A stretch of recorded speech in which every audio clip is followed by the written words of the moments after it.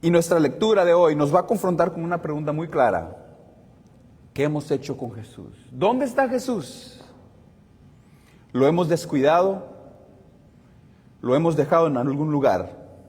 Y me gustaría que reflexionáramos sobre este curioso incidente, ya que confío que estos versículos nos van a renovar, nos van a recordar de la identidad y de la misión de Jesús y la aplicación para nuestras vidas.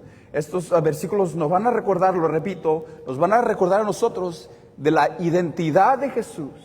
¿Quién es Jesús en realidad? ¿Y cuál es su misión? ¿Para qué vino Jesús? Porque al igual que José y María, hemos aceptado usted y yo este regalo de Dios. ¿Quién es Jesús?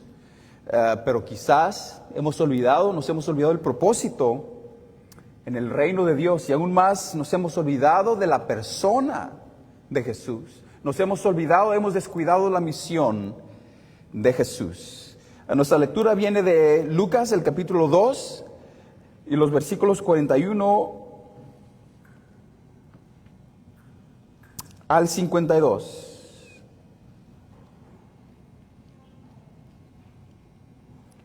Lucas, el capítulo 2, los versículos 41 al 52.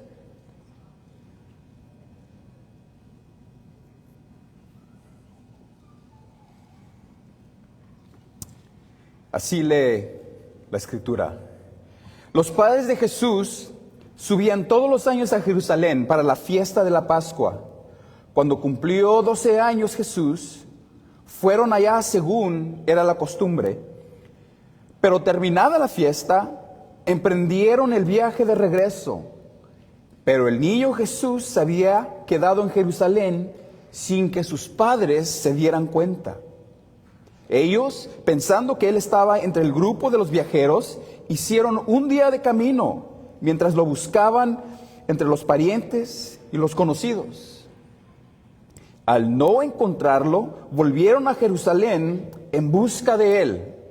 A cabo de 3 días, al fin lo encontraron en el templo, sentado entre los maestros, escuchándolos y haciéndoles preguntas. Todos los que le oían se asombraban de su inteligencia y de sus respuestas. Cuando lo vieron sus padres, se quedaron admirados.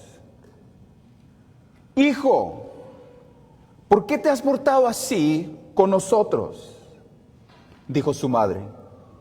Mira que tu padre y yo te hemos estado buscando angustiados. Él respondió, ¿pero por qué me buscaban? ¿No sabían que tengo que estar ocupado en los asuntos de mi padre? Pero ellos no entendían, ni entendieron lo que él decía.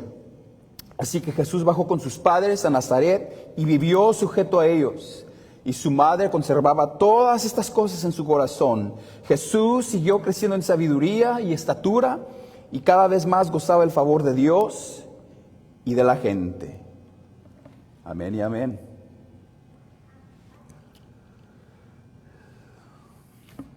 En una región de África donde el cristianismo comenzó a extenderse, los nuevos conversos eran muy devotos, practicaban sus oraciones, practicaban sus devociones escriturales, leían la escritura diarias, lo hacían con fervor. Buscaban un lugar apartado entre la densa vegetación, entre las matas gruesas, entre los pasos altos, y allí se desahogaban de rodillas ante Dios. Con el tiempo, con el pisoteo, tanto que pisaban las plantas y el pasto, esos lugares se desgastaron y se hicieron caminos, se emprendieron caminos hacia donde ellos iban a arrodillarse. Y si alguien comenzaba a descuidar su vida devocional, todo el mundo lo notaba rápidamente. Empezó a morir la vegetación y allá estaba hincado fulanito. Empezaba la oración y estaba hincadita fulanita. Al descuidar la vida devocional, todo el mundo pues sabían que ya no estaba fulanito orando ahí de nuevo. Y los creyentes amablemente, con cariño, recordaban a quienes se habían descuidado de sus oraciones. Y les decían, La hierba y la vegetación está creciendo en tu caminito. Descuidarnos de las cosas importantes es un asunto gradual, sucede poco a poco y despacio. Y cuando menos pensamos, andamos desviados de nuestra misión. Asimismo, José y María descuidaron esa misma vigilancia, la vigilancia de esperar el cumplimiento de las palabras del ángel Gabriel. Resulta de que José y María eran humanos olvidadizos, al igual que usted y que yo. Y más bien, muy pronto se darán cuenta de que a Jesús no lo dejaron atrás. Se van a dar cuenta que Jesús se quedó voluntariamente. Quiero que escuchemos lo que Lucas nos está diciendo, lo que el Espíritu Santo nos está diciendo acerca de Jesús. Y este es el punto. Jesús revela su identidad y su misión a nosotros los creyentes, para que nosotros podamos conocerlo más a Él y también para unirnos a la misión de Jesús. En un aspecto, la misión de Jesús fue nacer, vivir, morir, sufrir, resucitar y ascender al cielo, algo que usted y yo no podemos reproducir. Pero la misión expandida es esta. Jesús vino a traer el evangelio, las buenas nuevas a este mundo perdido. Y es ahí donde nosotros compartimos esta misma visión con Jesús. Esto es lo que hemos estado aprendiendo desde el día en que nos convertimos, de conocer más a Jesús, de unirnos más a Él en su misión, que es expandir el reino de Dios en la tierra. Por eso estamos aquí, para aprender más de Jesús, para escuchar el mensaje sobre su reino. José y María empezaron bien, así como usted y yo quizás empezamos bien. Miren el versículo 41, dice que José y María iban a Jerusalén todos los años para la fiesta de la Pascua. La ley ordenaba que los hombres judíos debían ir a Jerusalén para 3 fiestas, para observar estas 3 fiestas. La fiesta de la Pascua, la fiesta de las primicias y la fiesta de los tabernáculos. Pero como la nación estaba dispersa históricamente, solo los hombres viajaban a Jerusalén. Y si uno era pobre, era muy improbable que podía visitar a Jerusalén tan seguido. La Pascua se celebra el 15 de Nisan, que es nuestro marzo, nuestro abril. La Pascua era una conmemoración, un relato, un recordatorio de la liberación milagrosa a Israel de Egipto. Se les ordenaba a los hombres ir. Así que el hecho de que María y de que el joven Jesús fueran, habla de su piedad, habla de su devoción. Las familias viajaban en grandes grupos o caravanas porque los caminos que llevaban a Jerusalén estaban llenos de ladrones, emboscadas de esos ladrones, mucha violencia. Josefo lo escribe en sus libros. La historia nos habla de que el César tuvo que imponer fuerzas militares para proteger a la gente que caminaba a Jerusalén. Tantos ladrones había. La distancia de Nazaret a Jerusalén son aproximadamente 80 millas, que les tomaría que unos 4 días viajando 20 millas por día. Y como era de esperar, la mayoría de los jóvenes, la mayoría de los niños andaban los unos con los otros, los primos, los vecinos, los muy primos. Y si usted es mexicano como yo, a mí me criaron y todo adulto que entraba en mi casa era mi tío. Fulanito era mi tío, fulanita era mi tía. Todo el mundo eran mis primos. La unidad familiar, la unidad comunitaria era tan fuerte entre los judíos, entre la antigüedad, que los hijos de otros, las propiedades de otros, nosotros las protegíamos como si fueran propias. No se perdían de la vista los niños. Así que básicamente, si Jesús tenía 12 años, si usted tenía 12 años, en ese entonces usted hubiera tenido muchos padres, muchas madres y como yo, muchos tíos y muchas tías, que te amaban, pero que también te corregían. Ese es un texto interesante en todos los sentidos.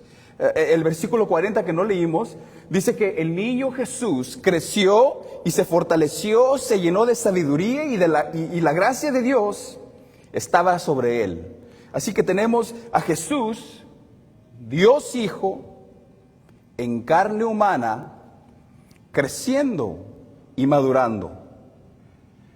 Jesús no nació en carne humana sabiendo todas las cosas. Jesús no sabía la matemática avanzada cuando tenía 1 año. Jesús no empezó a caminar cuando tenía 2 meses. Jesús no conocía todos los idiomas del mundo cuando tenía 3 años. No, porque Él asumió todas las características, todas las propiedades de lo que es un ser humano. Y dependía de los demás. Piensa en eso. Dios encarnado, dependiente de otros seres humanos. Jesús se sometió a eso, ¿por qué? Porque esa era la misión de Dios Padre para él. Jesús vivió, Jesús nació, Jesús creció, sufrió, murió, resucitó. Era la misión de Jesús. Si José y María fueron fieles en un aspecto, Dios quería que ellos fueran fieles en otro aspecto, lo que Dios quiere para usted y para mí el día de hoy. Entonces, ¿qué mensaje nos está dando a nuestro Padre Celestial en este texto de hoy? Y quiero relatarle 4 puntos que están en este texto. ¿Qué es lo que quiere Dios de cada uno de nosotros? El Señor nos dice que Jesús revela con amor quién es Él, a qué vino, invitando a los creyentes a conocerlo verdaderamente y a unirse con Él en su misión. Entonces, pues primeramente la meta es saber y no suponer. Jesús quiere que lo conozcamos, no que supongamos un conocimiento de Él. Saber y no suponer. Miren el versículo 43.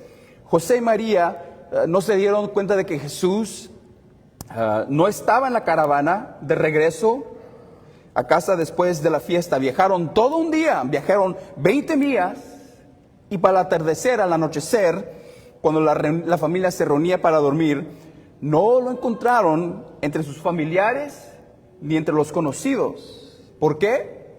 Dice el versículo 44, porque pensaban que Jesús estaba con ellos.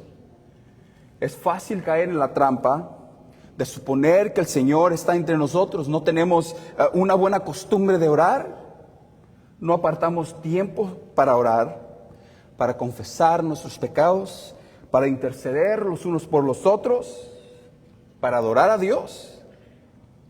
Descuidamos también la lectura de la Escritura. Las ideologías y las filosofías de este mundo que aborrece a Dios están constantemente atacando nuestra fe por medio de la televisión,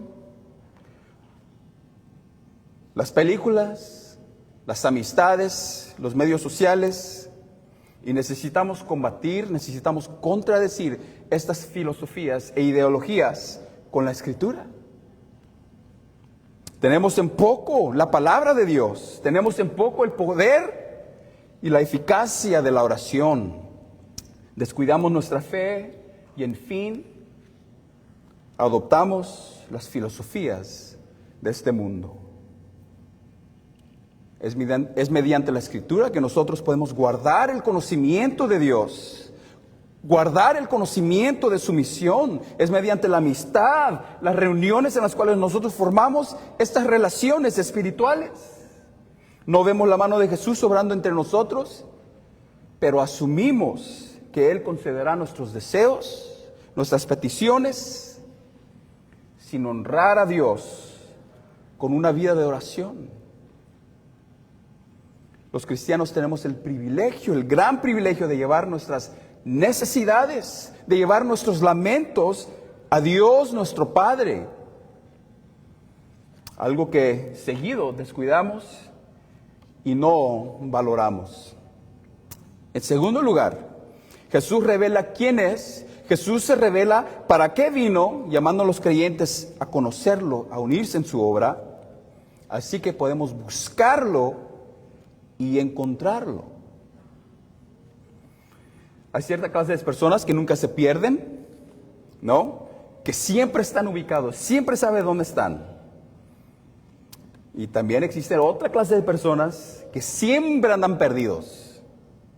La razón es que mucha gente, hay ciertas clases de gente que tienen un sentido natural de dirección. El investigador científico, el doctor Hans Samawan, utilizó dispositivos del GPS para seguir el movimiento de unos voluntarios que intentaron caminar en una línea derecha en un bosque y en el desierto. Pero cuando salía el sol, se guiaban y caminaban una línea muy directa, muy recta, muy derecho. Pero cuando salían las nubes, pronto se desviaban de la línea derecha. Estas desviaciones eran pequeñas al principio, luego las desviaciones se hacían más grandes al resultar de que empezaban a caminar en un gran círculo. Sin referencias externas como las montañas, como el sol para seguir, es muy fácil perder el sentido de la ubicación. La razón es porque necesitamos anclarnos en algo, y en este caso es el sol, en este caso son las montañas, como punto de referencia para saber a dónde vamos y de dónde venimos. Necesitamos perdernos, en otras palabras, para poder darnos cuenta la cantidad de que nos hemos desviado. Y en un sentido, si Jesús y María nunca hubieran perdido a Jesús, es posible que se recordarían de la identidad de Jesús, de su misión. Han pasado 12 años y se han olvidado de quién es Jesús, se han olvidado de la misión de Jesús, hasta un extento. La lección que nuestro Padre les está enseñando a José y a María, al no encontrar a Jesús, es una renovación, es un recordatorio de la misión que aparentemente ellos se habían olvidado. Pero la buena noticia es que cuando nos desviamos nosotros del camino, también se nos recuerda la misión a la cual nosotros fuimos enviados. Como Jesús se ha dado a conocer a sí mismo y a su misión a través de su palabra, tenemos la garantía de encontrarlo cuando los buscamos. María y José buscaron a Jesús con gran ansiedad y con gran angustia, como cualquier persona en su situación lo haría. Es un poco diferente a la situación de María y José, ¿no? Ellos no perdieron un objeto, ellos no perdieron a otro ser humano, ellos perdieron al Hijo de Dios. ¿Usted se imagina si se hubiera aparecido el ángel Gabriel otra vez? María, tienes gran favor delante de Dios. ¿Cómo estás? Hace 2 años que no te veo. Me mandaron una visión, acá ando en Grecia, en Persia, luchando, pero he regresado. ¿Cómo está Jesús? ¿Cómo que perdiste el Hijo de Dios? ¿Cuál sería la respuesta? ¿Qué diría el ángel? Lo que tenemos en común con José y María es de que se nos ha entregado un asunto divino.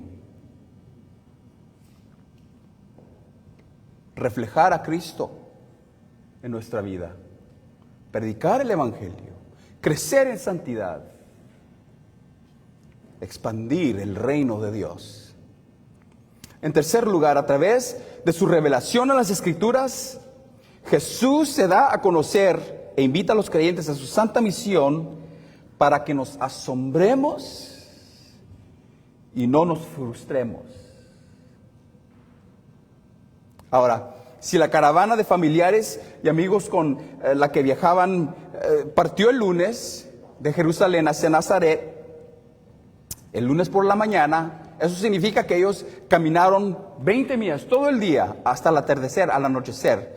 Al no encontrar a Jesús, no pueden regresar en la noche, así que van a regresar el martes en la mañana. Todas esas 20 millas.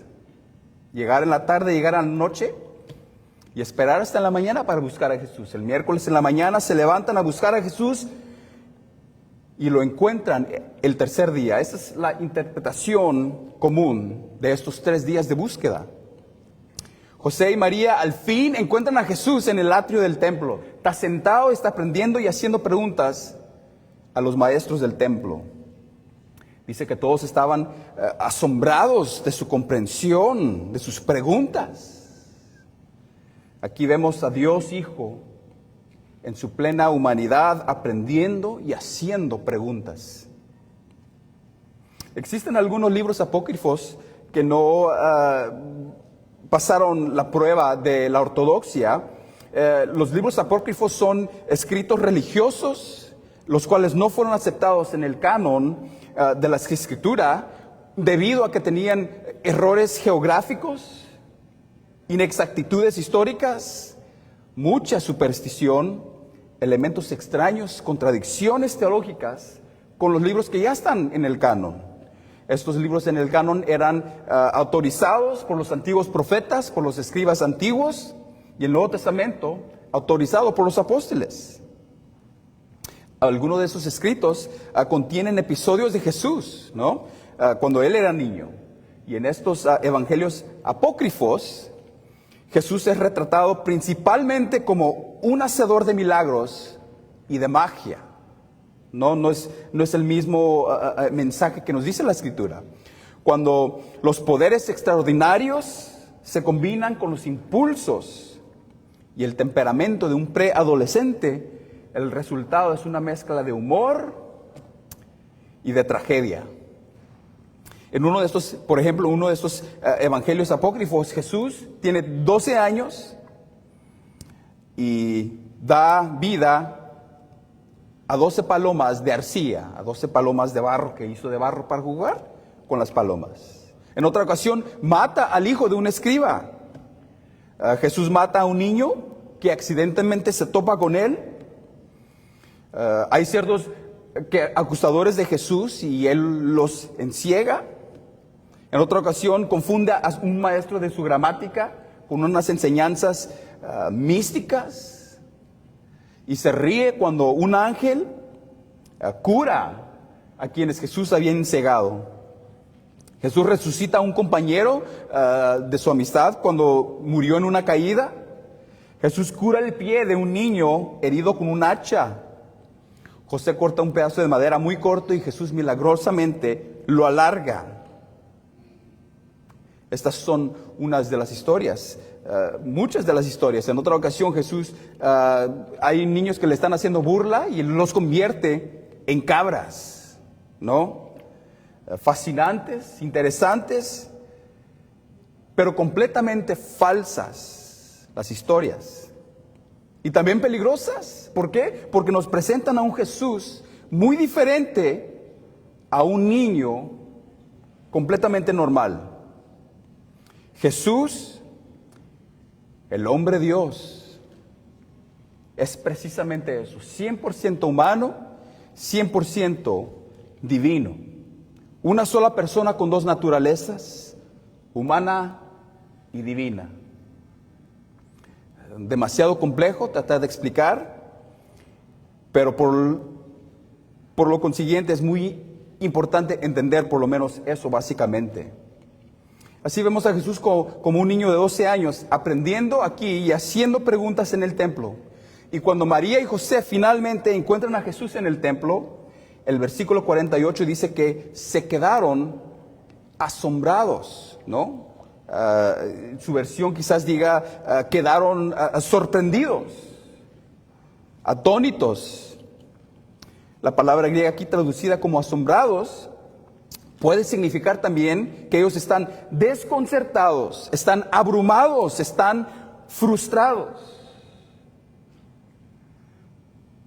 Las personas que escuchaban a Jesús se maravillaban Pero José y María están turbados, están aliviados también por encontrar a Jesús, pero frustrados.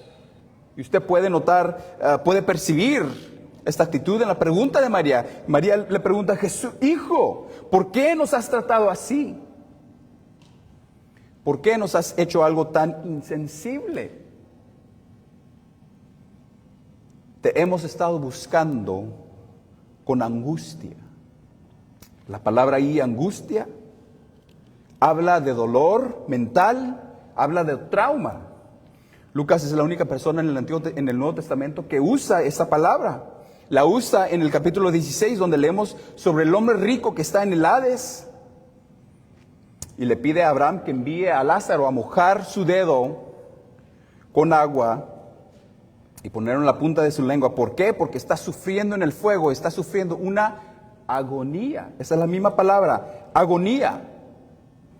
Por lo que podemos decir que la palabra habla de angustia mental, temor, agonía en búsqueda de Jesús durante estos 3 días. María y José básicamente están diciendo: Jesús, ¿por qué nos has hecho esto? ¿Por qué estoy pasando por toda esta agonía?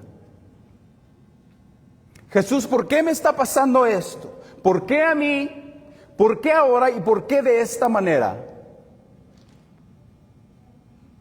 Jesús, siento que me has abandonado. ¿Por qué siento que estás en mi contra?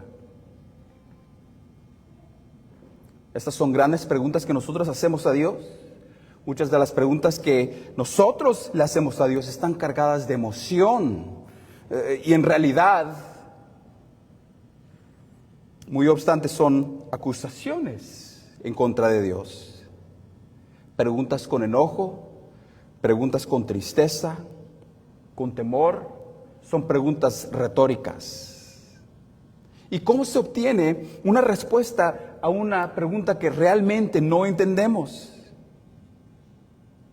Con estas preguntas queremos nosotros entender los planes eternos de Dios, los planes, los propósitos de la sabiduría eterna de Dios. Queremos entender por qué un ser infinito como Dios piensa como piensa. Preguntamos lo incomprensible. Y respondernos a estas preguntas sería como tratar de enseñarle la astrofísica avanzada a un camarón. No entendemos la pregunta, ¿cómo vamos a entender la respuesta? En efecto, esta es la pregunta que nosotros estamos haciendo en nuestro sufrimiento. ¿Cómo puedes tú, un Dios soberano, hacer lo que tú quieras? ¿Cómo puedes tú, Señor y Salvador de mi vida, hacer lo que quieras con mi vida? Estamos preguntando, ¿cómo puedes tú, Dios, en tu buena e infinita sabiduría, hacerme algo a mí que con mi mente pequeña y finita no entiendo? ¿Por qué tú, Creador, que has existido desde la eternidad hasta la eternidad, por qué no te haces a un lado y me dejas a mí, quien he vivido menos de 100 años, para controlar mi propia vida? Esa es la intención, ese es el tono de esas preguntas. Cualquier respuesta que Dios nos diera sería demasiado compleja, demasiado grande para que nosotros podamos entender. Mire, fíjese el versículo 49. Jesús responde a la pregunta de María: ¿pero por qué me buscan como si yo hubiera estado perdido? ¿No sabían que yo debo de estar en la casa de mi Padre? Otras versiones dicen, es necesario que yo esté en los asuntos de mi Padre. Literalmente se lee, tengo que estar en lo de mi Padre. Así que puede decir estar en el templo, en la casa de mi Padre, o estar en los asuntos de mi Padre. Significa lo mismo.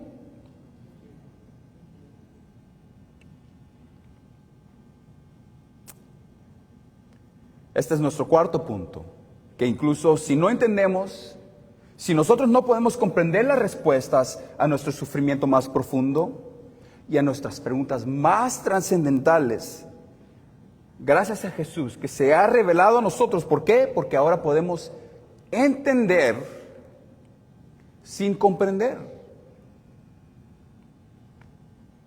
Dado de que Jesús abre su corazón y su misión a nosotros los creyentes, atrayéndonos a una relación profunda y personal con Él, podemos captar sus obras, podemos captar su plan sin comprenderlo completamente. Entender algo significa comprender una parte sin tener que comprender la totalidad. Por ejemplo, a menos de que usted sea mecánico, a menos de que usted sea ingeniero, no entendemos cómo realmente funciona el motor de un carro. ¿Cómo es posible que un pedal tan pequeño mueva un carro tan grande? No necesitas saber nada sobre pistones, sobre cigüeñales para entender que el motor de un vehículo necesita aceite. ¿Para qué? Para lubricar las partes, para sellar, para proteger contra el óxido y contra la corrosión. No entendemos mucho de eso. Simplemente entendemos de que se necesita echarle aceite al motor del carro. Simplemente sabemos que a menos de que el tanque del carro tenga gasolina, el carro no va a caminar muy lejos, ¿no? De la misma manera, cuando Jesús responde a María que Él necesita estar en la casa de su Padre, el versículo 50 dice que ni José ni María entendieron lo que Jesús les decía. ¿Por qué Jesús necesita que estar en los negocios, en los asuntos de su Padre? Conocer mejor a Jesús significa conocer su misión, conocer su corazón, conocer sus propósitos. ¿Para qué? Para expandir su reino y para que la obra de Dios sea manifiesta en nuestras vidas. José y María fueron testigos del nacimiento, de la infancia y de la edad adulta de Jesús. Estaban muy cerca a Jesús, pero la mera cercanía o proximidad a Jesús no garantiza que nosotros tengamos un conocimiento profundo de Jesús. Solo significa que podemos saber de Él, pero no lo conocemos. Es una gran diferencia, saber algo de Jesús y conocer a Jesús a lo profundo. Saber de Jesús no significa que sea salvo, pero conocer a Jesús es conocerlo cada vez más y más. Ser transformado cada vez más y más. Significa que estamos creciendo en una relación más profunda, que estás involucrado en su misión. Porque la misión de Jesús es la misma para ti, en tu vida, en tu trabajo, en tu comunidad. Entonces suena nuevamente la pregunta: ¿dónde está Jesús? ¿Qué has hecho con Él? ¿Se ha perdido? ¿Lo has dejado atrás? ¿Te descuidaste de Jesús? Ya no existe el fervor, ya no existe la pasión, ya no existe la devoción como lo fue al principio. ¿Has descuidado la misión divina que tu Padre Celestial te ha dado? ¿Te has extraviado del camino? Si así es, hay muy buenas noticias. Jesús vivió una vida perfecta y murió una muerte perfecta para que nosotros, los que estamos unidos a Él, podamos conocerlo y no simplemente suponer que lo conocemos. Y cuando lo buscamos podemos encontrarlo y quedar verdaderamente asombrados por su bondad y no frustrados por su plan para nuestras vidas. Y así nosotros podemos entender lo que Dios hace sin comprender completamente el plan de Dios. Ore conmigo.